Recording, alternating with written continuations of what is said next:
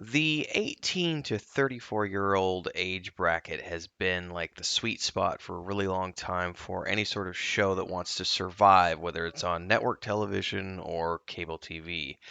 And when you start looking at the data points between House of the Dragon and the Rings of Power, we very quickly see that while House of the Dragon is generating interest from audiences of all ages, Rings of Power tends to skew older.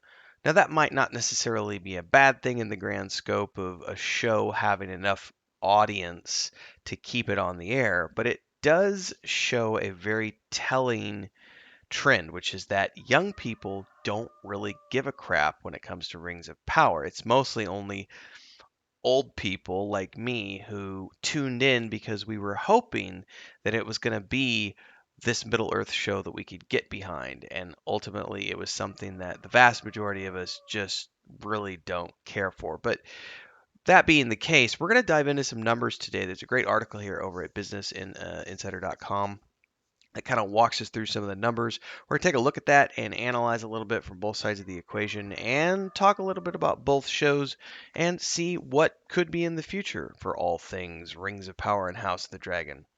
I'm Tim Anderson, aka Renfail. Welcome back to those of you who are returning viewers. And if you are new, well, hopefully you like this enough to like, subscribe, and hit that bell icon.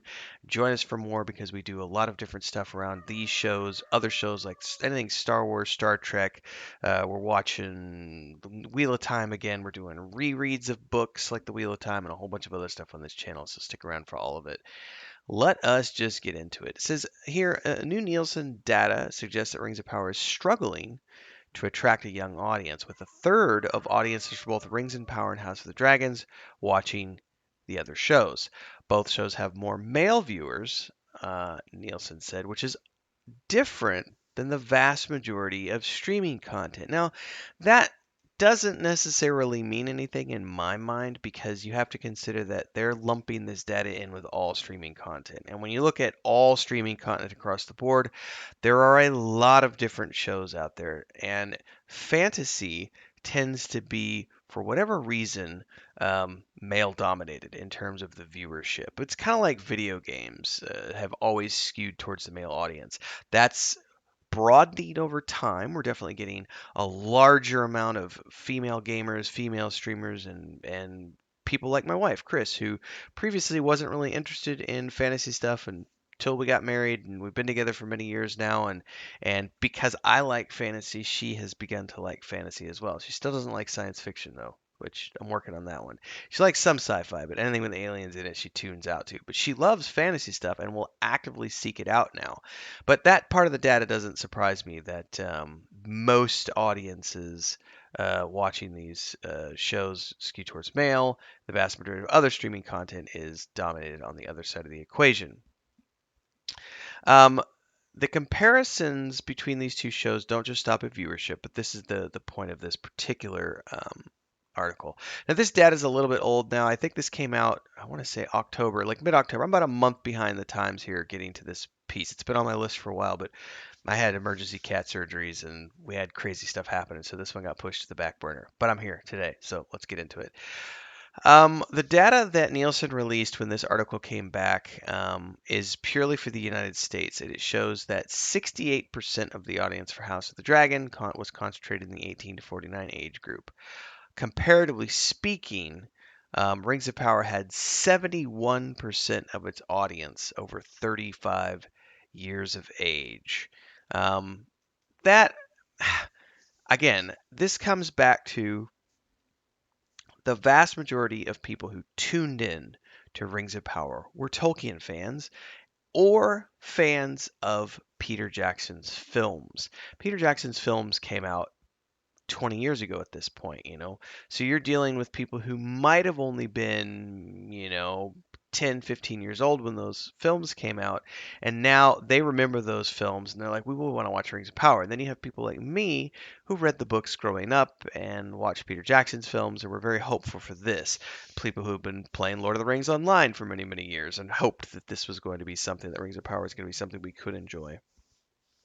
You also have people who are of the next generation beyond mine and beyond that even who grew up reading the books and may have grown up watching Bakshi's film and the original 1970s The Hobbit films, the animated film.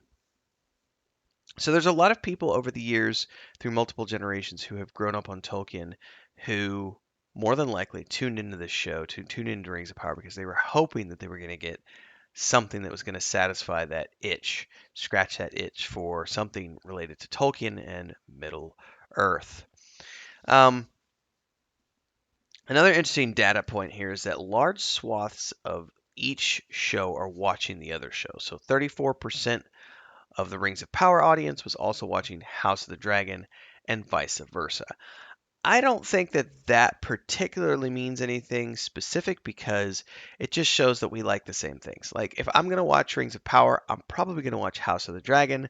I'm probably going to watch Arcane. I'm probably going to watch Masters of the Universe. I'm probably going to watch Star Wars and Star Trek and anything with a sword and magic and lasers and spaceships in it. Like, that data doesn't necessarily mean anything as far as my analysis goes, but it is an interesting data point just to look at.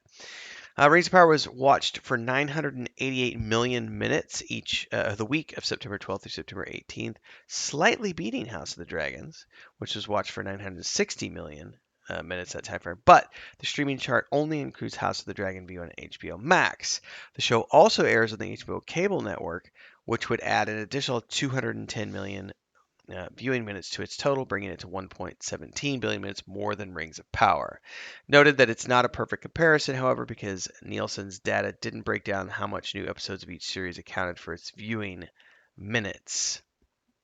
It shows that the shows were performing well, but yeah, it still doesn't take into account the reviews and everything else. What's really interesting, there was another article I read. Oh man, it's been a couple days ago now, which talked about how as soon as House of the Dragon was like off the air, they did a press release and were like bragging about the numbers, bragging about retention, bragging about this, that, and the other. And Amazon has been notably silent on all fronts. Like they have not come out and talked about any of the audience viewer data. If I had to guess, it's because there was nothing to brag about. Most of the time, when we see people talking about the data points and Amazon talking about anything related to views, it's usually related to the first two episodes of the part of the premiere. Oh, it was our biggest premiere in the history of our channel.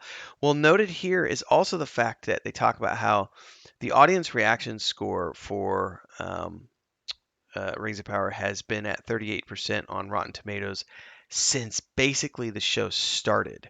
So that's based on the first two episodes, and that score hasn't changed with the additional episodes that came out for Rings of Power, which suggests that even if people were watching the show, it hasn't changed the reviews for the better. Um, Also notice here is House of the Dragon hasn't seemed to face him. Also, for example, it has an 84% audience score on Rotten Tomatoes, and then the online engagement. This is the one that's really, really, really telling to me. This is the water cooler discussion that we had in a couple of previous episodes where we talked about what Amazon wanted was a water cooler show, and they didn't get it. And this is where we see some of that data coming into play. A quick look at TikTok as of this writing shows that the Rings of Power hashtag had 619 million views, while House of the Dragon had 5.1 billion. Which, it says here, makes sense given that younger viewers are more attracted to House of the Dragons versus Rings of Power, and the younger generation is on social media more than the older generation. All of this data is very, very telling because it paints a picture of a show that may have gotten views, but wasn't stirring any sort of online conversations. It wasn't provoking any water cooler discussions, nor was it managing to budge the audience rating on like Rotten Tomatoes and other places. So overall, it's just some interesting data to analyze here. I know the show's been off the air now for a little bit. I'm not producing as much Rings of Power content as I was because I kind of feel like I mean, it's an interesting thing to continue to analyze certain specifics, but I'm not on the hate train that so many other people are on. I'm just sort of here going, there were things I liked and didn't like about the show. It was horrible as far as lore is concerned, but it was, it had its, there were things that I gave it credit for.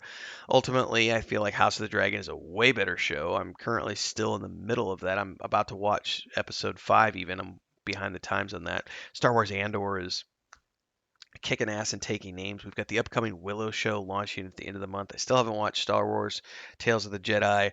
I mean, there's so much good television out there that it's hard to really care about Rings of Power so much when there's all this other stuff that is just really entertaining that can take up our time. So I'll still be continuing to cover Rings of Power here and there throughout the weeks and as we continue to watch season 2 production. But I'm in the middle of my Wheel of Time read through right now and prepping for a Wheel of Time rewatch on Amazon so I can analyze that show and ongoing other stuff. So if you like all that kind of stuff, don't forget like, subscribe, hit the bell icon. Love to hear your thoughts on all the data above. And if you've gotten to the end, and you're inspired to do so, which hopefully you are, I'd love it if you could support the channel. On a premiere like this, you can do super chats and stickers. And if you're after the fact, you can do a super thanks on the video below, or you can join as a member to support that way. There's 3 different tiers of membership. We do some fun stuff for our members, like private videos. We're doing a rewatch of Battlestar Galactica right now, doing watch parties a couple times a week. So if you like that kind of stuff, subscribe, do all the things that you need to do. Hopefully, we'll see you in the next episode. Also, don't forget we have a Patreon page if you want to get into the stuff that I'm doing with my wife and my brother as far as game dev and my own fantasy world goes. And I do a lot of video game streams here too, so hopefully, we'll see you in one of those. Until next time, everybody, stay safe, have fun.